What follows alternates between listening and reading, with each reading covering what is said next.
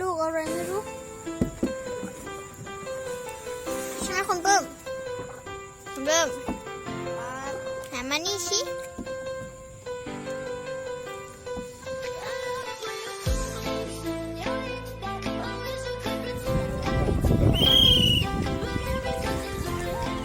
พาไปไหนพี่หอม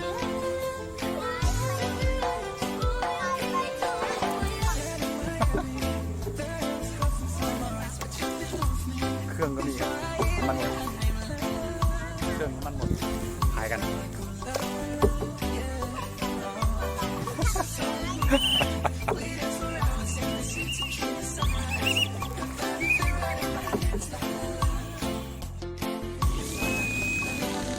ไปไหนกัน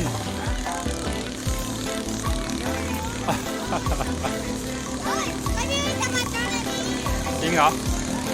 ได้ไงอยู่ใกล้ๆเห็นป่ะ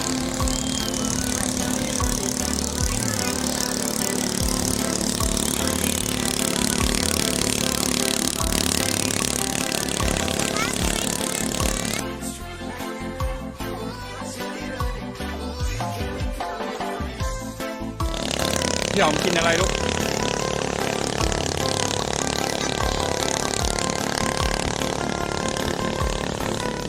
ตอนนี้เราได้มือพายไปแล้วครับพายวนอยู่ที่เดิมชั่วโมงแล้วไปไหนเลยลมมันพัดออก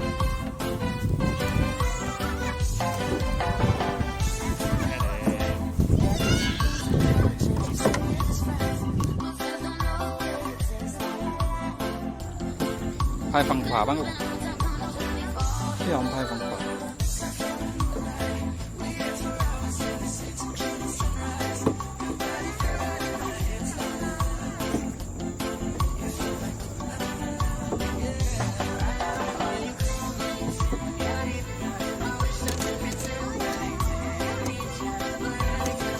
พายไปไหน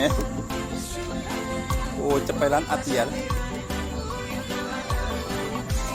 ทำไมแม่ไม่เป็นพายเรืออะไรนะ